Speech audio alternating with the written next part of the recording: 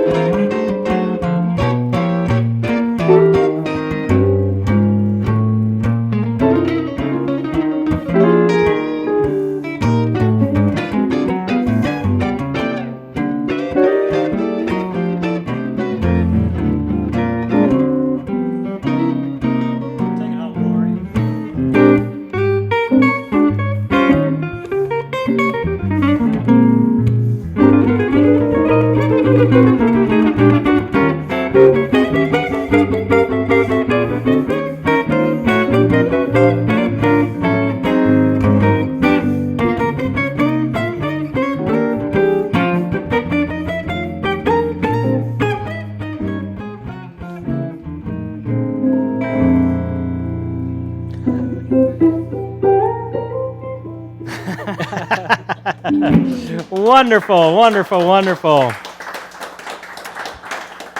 Very good. Rory, it's been a while since we have had you on the show. It has. A few months. Been a few months yeah. at least. What have you been up to lately? Actually, the thing I'm doing right now, which is big fun, is I am on the Kathy Mattea Christmas tour. Really? When does that start? It started earlier this month. We've only got one gig left, actually, Oh, in okay. Minneapolis this weekend. But strangely enough, I'm playing everything but guitar on that gig. I'm playing piano and harmonica and flute and percussion and all kinds of stuff. So that's been big fun to, I used to listen to her songs growing up on the radio, and so, to get to go out and play with somebody who you used to listen to, and it's kind of like, that when you're little, you listen to all these famous people on the radio, and they're like, I want to be there, and it's like, now I'm getting to do that. It's very cool. I'm enjoying it a lot. How wonderful. How wonderful. That's what you get for being so talented. Multi-instrumentalist. Yeah. I saw him.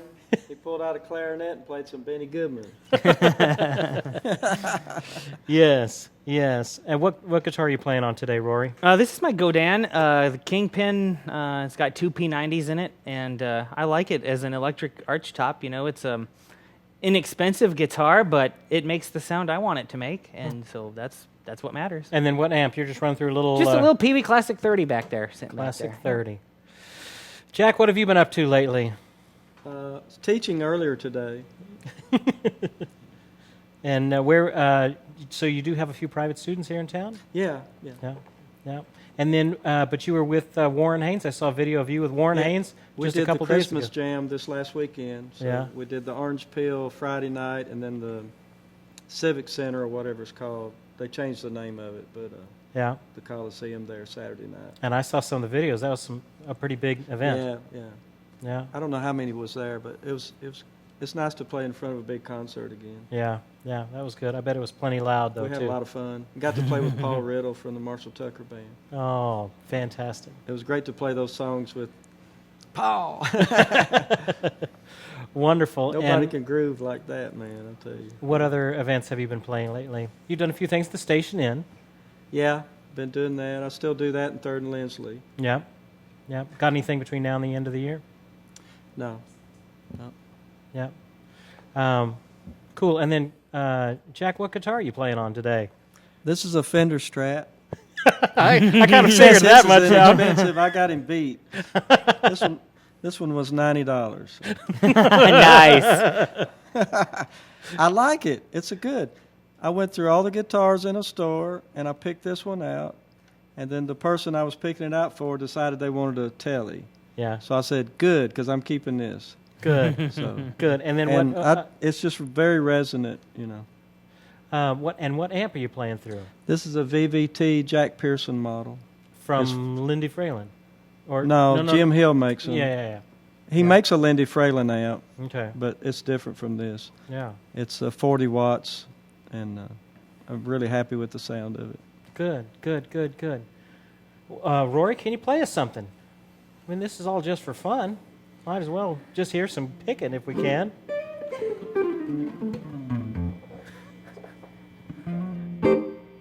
What are you going to play for us? Can we do Avalon?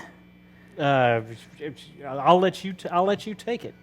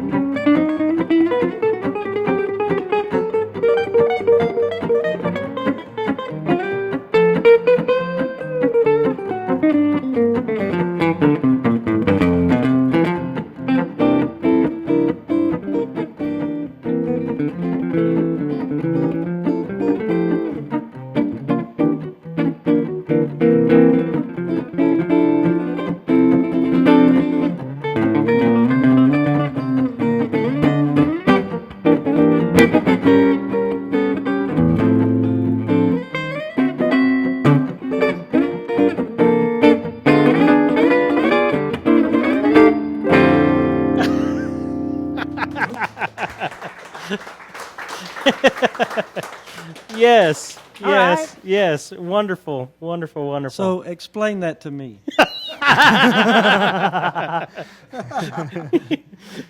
I must admit, Rory, you can do some things on the instrument that are just physically impossible for the rest of us. Yeah, there's no way to reach that. Yes, Yeah. all of that. Yes, that is impossible to play in a standard position, but wonderful. Well, thank you. Big fun. Big Yes. So glad you're able to do that with us. Hey, everybody, if you have questions for Jack or Rory, just go ahead and type them into the chat, and our producer, Garrett, will get those on the screen here for me, and I'll try and get to as many of them as we can. So don't hesitate to ask something, and we'll try and catch that. All right. Jack, how you doing? I'm all right. You want to play something for us? Yeah, I'll play the opposite. So. What are you going to play for us?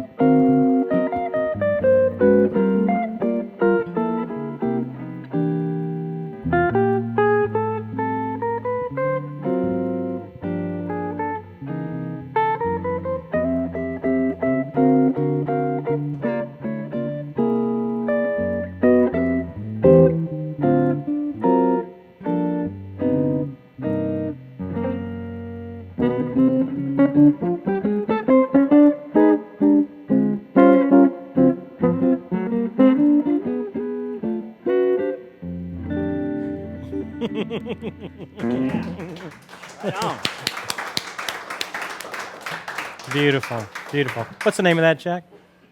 Have you met Miss Jones? Have you met Miss Jones? That's right. That's right. Beautiful, beautiful. How you get such a jazzy sound out of that single coil Strat, I don't know. But Use single coil pickup. yeah, you're Turn up the toward the tone down front. a little bit. Yeah. And you just turn the tone down Just a little bit. a little bit. Yeah. Yeah. Beautiful, beautiful. Had a couple of questions come in. Uncle Hammy is asking, does Rory learn everything by ear, or is there some musical equivalent to Braille? Ironically enough, I was just talking with your son about that as he was giving me a ride over here tonight. And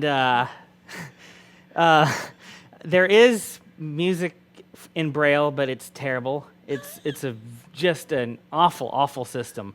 And it does exist, but I learn by ear so much more easily than learning to read Braille music. And, if you think about it,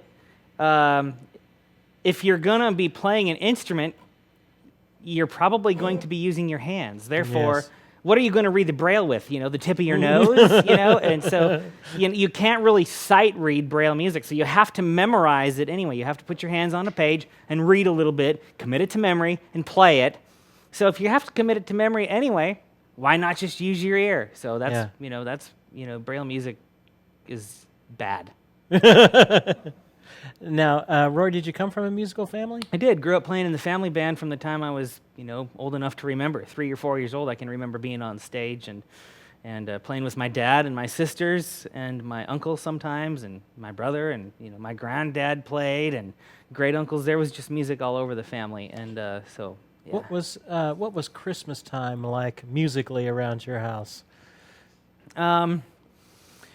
We would always play, and my favorite, and this is still a guilty pleasure of mine, even though I've far outgrown it, but it doesn't matter. I am still utterly and thoroughly addicted to Alvin and the Chipmunks' Christmas. I love it. The kid in me will just never give that up. It doesn't matter. It doesn't matter how sophisticated my musical appetites get. I will always love Alvin and the Chipmunks' Christmas music. And so, yeah, that's part of my childhood that has remained with me. Jack, what about you? What was your home like musically around Christmas? I guess about the same. I remember hearing Alvin, and you'd watch Charlie Brown on TV. Yeah. Where are you from, Jack? I was raised in Murfreesboro. Oh, you're right here in town. Yeah, I was born in Nashville. Yeah. And we moved to Murfreesboro. Yeah. And Rory, you're from South Dakota, is that Right on the border of North-South Dakota. We had a North Dakota phone number and a South Dakota mailing address. So I'll claim whichever one of them can stand me. There you go. Well, my wife is from right up there as well. She's from Linton, North Dakota. Oh, yeah, absolutely. Yeah. Just up the road a little bit. Okay, I had a couple of more questions in here. Scott L. Ritchie is asking, when did Rory and Jack first begin to learn how to play? And did they do it on their own, or did they take any formal training, formal lessons? My brother got me started. Yeah. My oldest brother, Stanley, he showed me, how he played. You played guitar. Yeah, Start he played out on guitar. Yeah. And so he showed me what he knew a little at a time, and then I learned playing along with records. Did you ever have any formal lessons? No, With it? there wasn't any teachers around that we knew of. Yeah. If there was, we couldn't afford the lessons. So. And when did you have your first paying gig? When you were, when you're really Paying kind of gig? Paying gig. I guess 14 or 15. Yeah. Rory, but what about you? When did you start playing? Well, as I mentioned, Birth, probably. Growing up in the family, Yeah. I can remember being on stage from the time I was 3 and 4 years old, singing. Yeah. By the time I was 5, I was playing drums in the family band. Yeah. And I have the old vinyl LPs to prove it. So, I've got to my first recording studio experience when I was 4 years old, so it's just part of my life. Formal training, I was in band and stuff and choir and in school growing up. And then I did go to music college for 2 years I was a piano major in secondary and saxophone. Yeah. The guitar teachers didn't want to take this on. Yeah. And so I studied piano and saxophone for 2 years. I do not have a degree. I quit after 2 years. Yeah. And they were able to break some of my worst habits, technically, but I kept some of my favorite ones. So, largely self-taught. I mean, I say self-taught loosely. I mean, there were having musicians around, all my life. I was constantly learning from people I was listening to, and.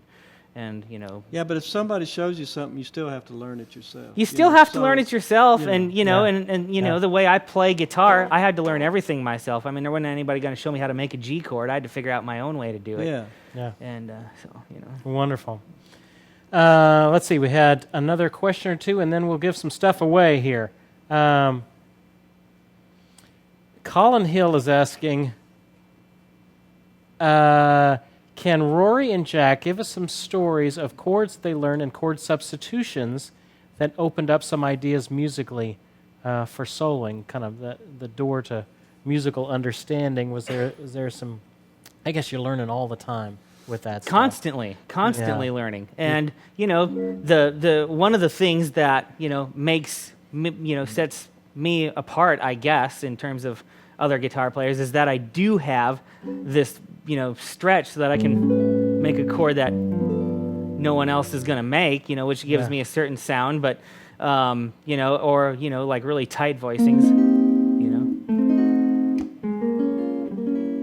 and that kind of stuff, I kind of approach the instrument in terms of what I want to hear, not in terms of what other people have done or what, what's possible in a chord. I don't like set limits on what should be done. I just kind of find, and as music theory lessons, could go on for days. Like if you're playing over a C7 chord, you can play a C sharp melodic minor scale over that.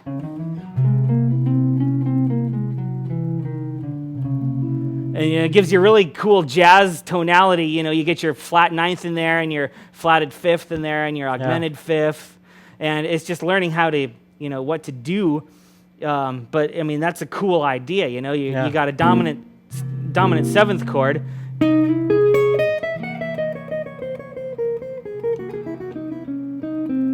To use a C sharp melodic minor scale to give you just a lot of weird color tones and cool. I mean, that's just one of 1,000 different things. Yeah. What's a guitarist that you've been fascinated by, Rory? Listen to him play that you learned some stuff from. Again, it just I grew up in country music, so I mean, my earliest influences were the Don Rich, Buck Owens record, that kind of country kind of stuff, and listening to the Hank Garland and Grady Martin on all the country records, and then later I got into Django and then Kenny Burrell and Charlie Christian, and there's a cool guitarist, a Canadian guy named Reg R-E-G Schwager something. I don't know how to pronounce his name, but what a really cool. He's like one of the coolest guitarist right now I can think of as far as like voicing and backing up like a vocalist or an other instrumentalist. Just the way he decides to make chord voicings and his sense of time and phrasing when he's accompanying a player is just really great to listen to. Fantastic. All right, well, I'll give them a rest here for a second, and let's give away something. We are going to give away, Grunes has graciously given us some wonderful things to give away, so we are going to give away a Grunes shirt, Grune Guitars. Here we are at Grune. If you're ever here in Nashville, wow, this is the place to come check out. Greg Voros, our good friend here, heads the repair department. He was saying that they have just recently got in the first, I believe, 100-watt Marshall that was plugged into a 412 cabinet. So an absolutely amazing amp that they have in. So anyway, someone is about to win this shirt. great shirt from here in Groon Guitars. The winner of this is Kmail2, Kmail2, Kmail2. You need to send me your shipping information, your mailing address, things like that, at service@stevekrenz.com, and we can send this out to you. Hey, we had some folks at the last live lesson didn't claim their stuff, so we're giving it away this week. So send me your information at service@stevekrenz.com, and we can I'll ship this out right out to you. So it's a lot of fun. All right, cool. Let me tell you about some resources that we have here. If you look underneath your Ustream window, there are several different buttons. One of them is for some Christmas resources that we have just a few left of. The 2 Christmas books, I don't even know if I have them here with me. If you're looking for some kind of more beginner, intermediate things to play Christmas songs with, check out those resources. I literally only have about 3 or 4, so don't get mad at me if we have run out, although some more are coming in. But it may be a few days, so don't fuss at me that I can't get them to you before Christmas, because we're already, man, if you haven't gotten your stuff for Christmas, of course I haven't got my stuff for Christmas either, but so anyway, so check that out. The middle button, though, is a new thing that we're just starting today. It's a series of videos, guitar tips of the pros. So we have gathered together a bunch of videos. I've done several. We have gotten several from other players as well. I might try and see if I can get some of these guys to do one before we go, if it doesn't get too crazy. And it's just, these are series of videos. They're emailed once a week to you. Just sign up. It's free. You sign up for it, and they'll send you a video once a week, the system will. And it's just a way to get you kind of connected into our world and to keep feeding you good information. You know, these live lessons are just such a treasure trove of good information. I feel that so many of them kind of get lost after a few weeks.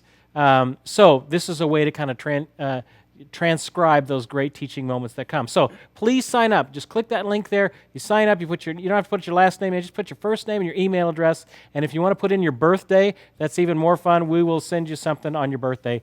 So there you go. So that's that. Take advantage of that. All right. Can we get you guys? Let's play something else. Play something else. What's something up we could do? Jack, what do you think? Something up. Something up. Something up and fun. Don't get around much anymore. Don't get around much anymore. Sounds good. Sounds good. You want to start it off? Rory, you want to start it? In what gear? See? C. All right.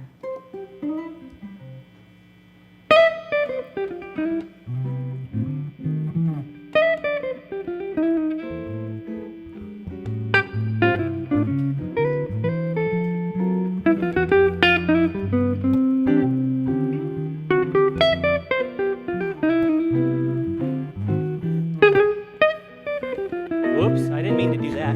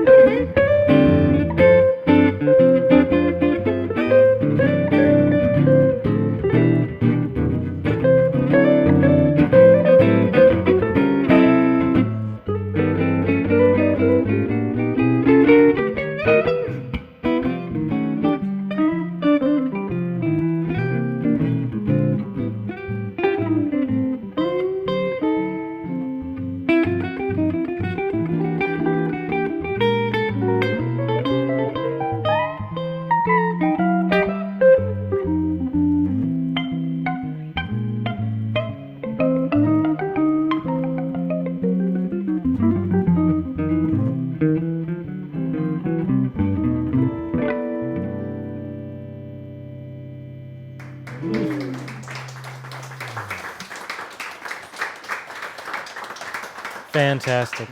Fantastic, fantastic, fantastic. Another question. Rory, is there a special setup for your guitar? No, Your guitar is just regular standard? it's just regular standard tuning, right-handed normal guitar that I just play left-handed and all backwards and wrong. Yeah, there's nothing, it's no higher in action. Oh, you've got flatwounds? I got flats on here at this time. Yep. Yeah. Flatwound strings. They don't have ridges in them. For those of you who aren't familiar with flatwound strings, so it's difficult to get a real bright tone, but they're just made for that smooth jazz, round, warmer sound. Mm-hmm. Jack, do you ever? For that country slapping. Oh, yeah. Right. Yeah, absolutely. Country. You know, and because I use this guitar in a Western swing band a lot, and so you're doing a lot of that.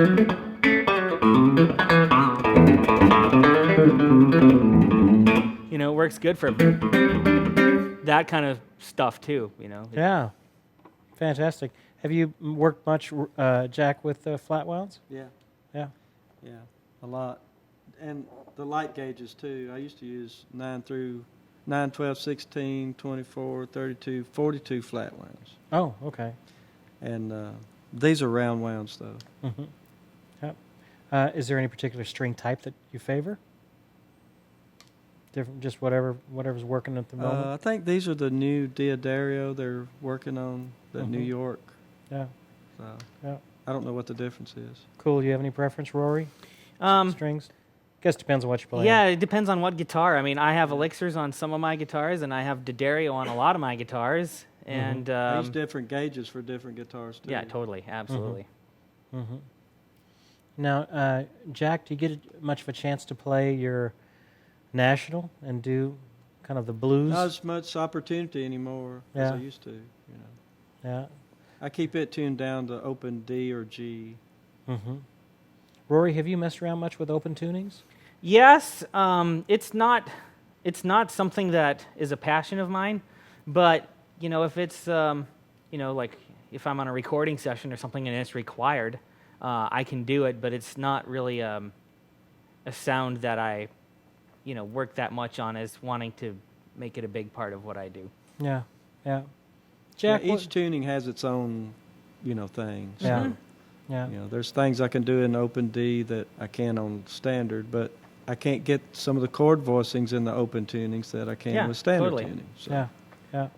Jack, I know you think a lot about guitar playing and how to do things. What are you thinking about lately? What is just a theory or a harmony? Drop my pick. I'm telling you, more and more it's getting to be back to major, minor, and dominant. Yeah. And everything else is an extension of that. Yeah. And, if it's a flat 9 chord, you're safe if you play the flat 9 note. You know what I mean? But even with, I used to think you'd have to leave out certain notes with certain chords, but really we use every note. Yeah. If it's a minor, we're taught not to play the major third, but we use the major third to get down to the minor third, or going past it. So really every note's available. Yeah. It's the dynamic that you play it with. If you play it real loud and land on a strong beat, you're screwed. So and it happens. Yes. Hopefully you can play yourself out of the tight spot. Yeah. Very cool. All right, let's give something else away. I wanted to give this away. This is a official baseball hat, very cool baseball hat from here at Groon. Somebody's about to win this. Scott L. Ritchie, you have just won a very cool baseball hat. There you go. Scott, send me your information at service@stevekrenz.com, your mailing address, phone number if you think about it, and we will get this out to you. So congratulations here as we're coming into the home stretch. Here we had a question. Wayno from Spokane, my good friend Wayno, is asking, how about a Christmas song? Rory, you got a Christmas song you've been working on?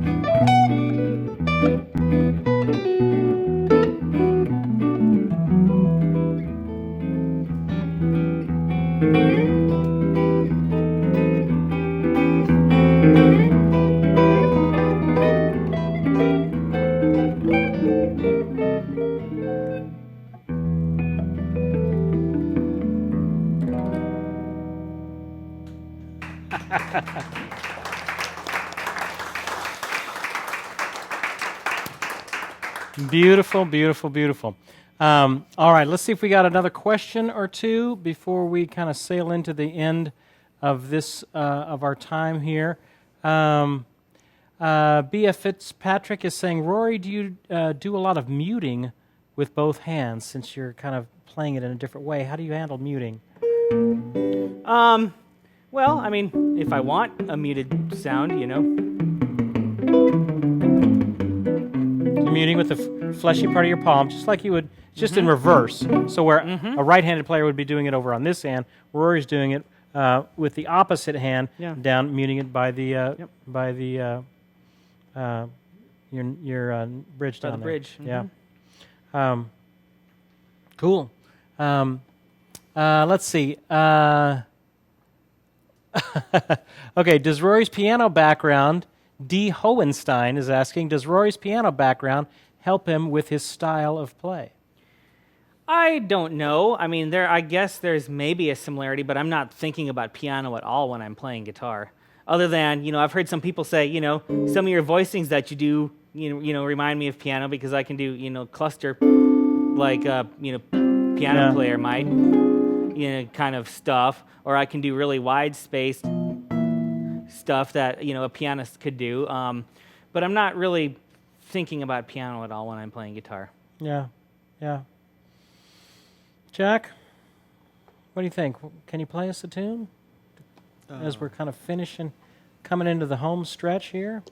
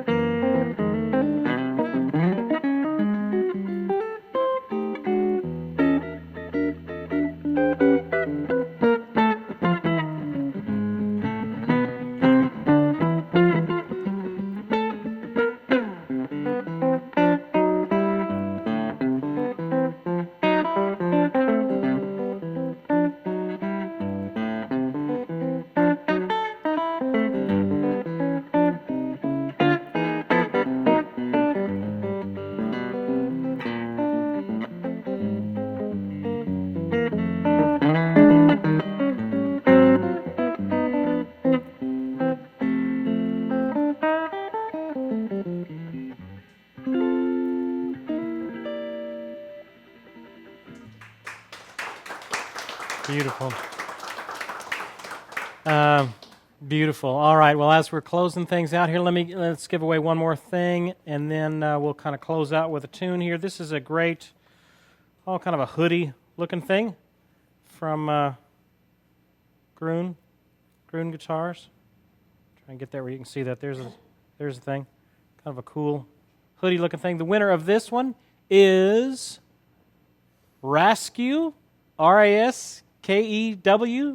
Raskew, you have won. So, all right. So K-Mail 2 has won. Scott Ritchie has won. And Raskew has just won that. Send me your information at service@stevekrenz.com and shipping information, phone number, all that sort of stuff. We'll get that out to you.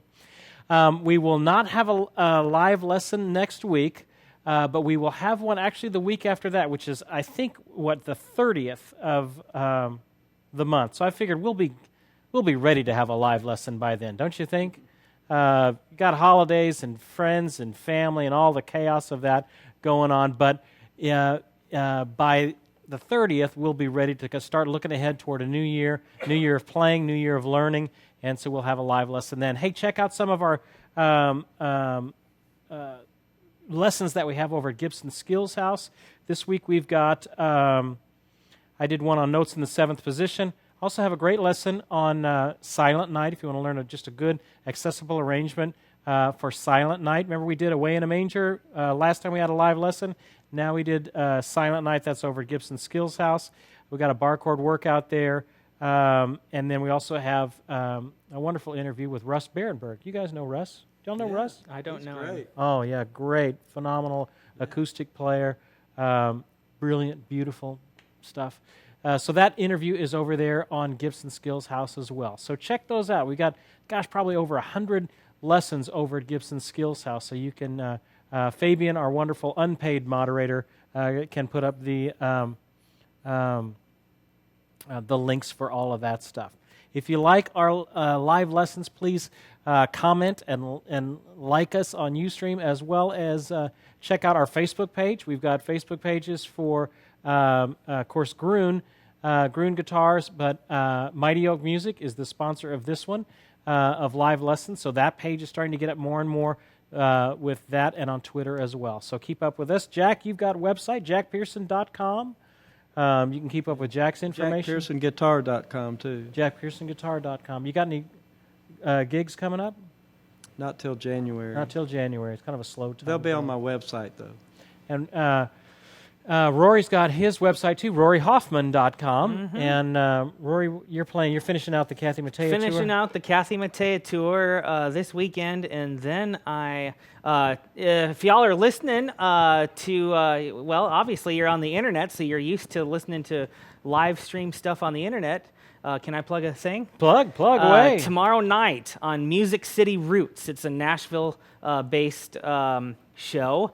Go to musiccityroots.com. I'll be playing there tomorrow night with a gypsy jazz trio called the Gypsy Hombres, and it's their Christmas show this year, and we're going to be playing some of our Jangle Bells music. So please tune in and listen to me do some gypsy jazz with a fantastic gypsy trio. That is a great group there.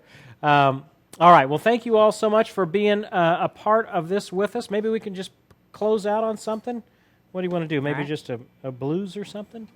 Maybe in E or something? Okay, that kind of blues. Okay, you want to do something else? What do you think? No, lay it on me.